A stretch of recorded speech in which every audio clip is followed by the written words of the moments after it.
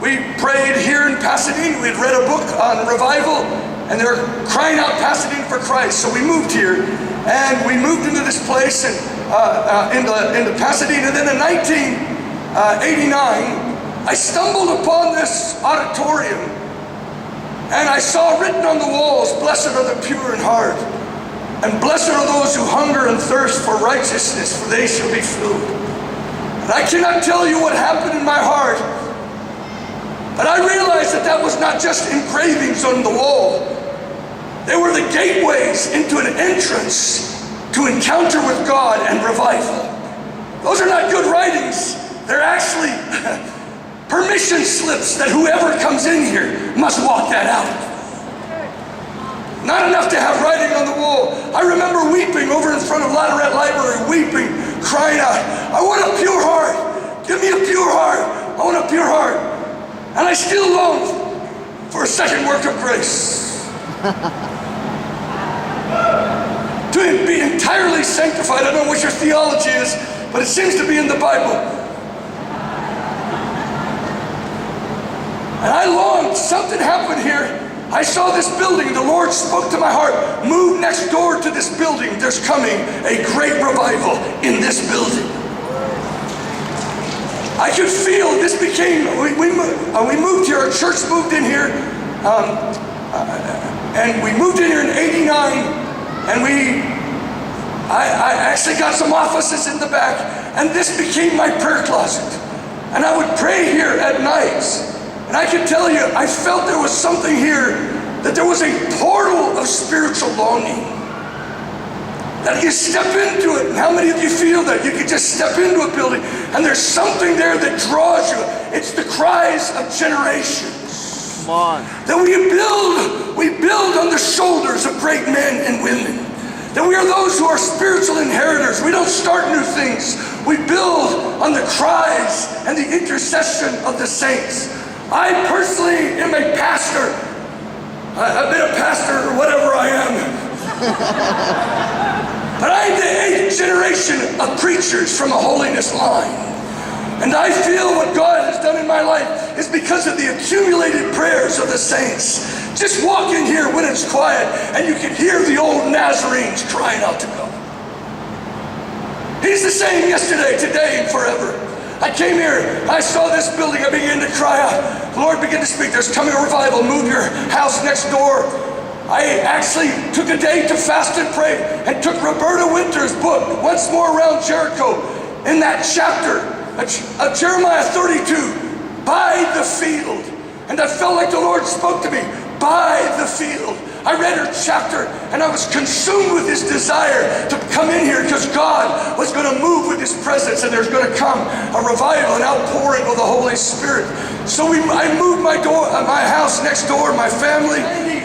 January 2nd, 1995. I don't know if many of you were there. 2,500, 3,000 people filled this place. And John Arnott came here and preached on Jeremiah 32 by the field. And I knew that this was a dimension of my own inheritance in this place. I can't tell you how I love this place. Oh, how I love your house, the place where your glory dwells. During these outpourings of the Holy Spirit, it was marvelous. We did nine months, 6 nights a week meetings. Hundreds of thousands came through these doors. I believe it was the inheritance of the Nazarene revival movement, and we were simply, the hearts of the children were turning to the fathers. We were turning back to the heart passions and sacrifices of those who went before us. There in 1997, we launched a 24-hour house of prayer. Birthed HIM, and I believe it birthed what was called the call. I've been privileged to lead a movement where in 2000, the year 2000, 400,000 young men and women and adults, 2 generations, gathered to fast and pray. And I believe it's been 15 years. I believe that God is going to send another great awakening to California. I believe there's more revival coming to Mott Auditorium. When I left this building, I was here praying and I was crying out to God one morning early, is there more revival coming to Mott Auditorium? If there is, just give my 11-year-old boy a dream. I came home. My son was weeping on the couch reading the book of Daniel, age 11. I said, why are you weeping? And he says, well, you see, I had a dream, Dad, and in this dream I was sleeping and someone shook me and said, wake up, Jesse, there's another great revival coming to Mott Auditorium. I believe that. I haven't seen it, but I'm daring to believe it. Not just for a revival, but to thrust forth a student volunteer missions movement with the vision of Dr. Winter. I had a vision, and this place was filled with young people weeping and worshiping God. And suddenly, as if I could hear the voice of God, this is John R. Mott Auditorium. And instantly I knew that this place, with a movement of the Holy Spirit, would be a flashpoint for another student volunteer missions movement. I went away for 10 years, traveling across America, raised up prayer movements, and then I was with the International House of Prayer in Kansas City for 6 years. I went to Mike Bickle. I said, I'm in a transition.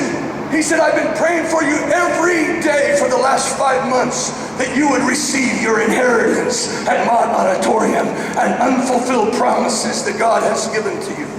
I was rocked by this, but what I was really rocked was when a week later, Dave Datema, the director of the U.S. Center for World Missions, calls the U.S. Center, calls International House of Prayer and says, the people that were in this building have moved out. Would you consider having Lou Engle come out here and launch a house of prayer for all nations?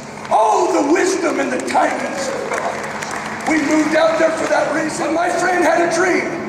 And in the dream, an angel appeared to me. And in the dream, the angel gave me a key with the number 731 written on it. And the angel said, my name is, I'll meet you on the mountain. Weird dream, but this is Sierra Bonita, which means beautiful mountains. I think this is a mountain of the Lord. And I actually, in the house of prayer, had an encounter with the Lord, called it the mountain of the Lord. And so I determined, I'm going to go for 40 days, 2 years ago, maybe two and a half, and pray for 40 days. And I'm going to end it on July 31st, 7:31. Maybe an angel will appear to me and give me a key. On the 39th day, prayer, fasting, uniting with the U.S. Center for World Mission, Dave Datema calls me and he says, I've looked all over America for a book I know exists on how Mott Auditorium was built. And it just happened to arrive today. And I think Lou needs to read it because tonight is July 31st. He gave me the book, and this is the title of it. But that's Mott Auditorium on a mountain with the key over it. And I know the Lord, I think an angel delivered the book that day. And I believe it's this, that God has another word for Mott Auditorium, the U.S. Center for World Mission. We brought here a house of prayer, a house of prayer praying that God would follow thrust forth laborers into the unreached people groups. And this last month, we've just united with a young lady, still young, who 10 years or 15 years ago, I hired her to do the night watch for the house of prayer that was born here. She started a house of prayer called Pasadena International House of Prayer. And today we are going day and night, 24/6, day and night worship and intercession for revival and for the unreached people groups of the earth.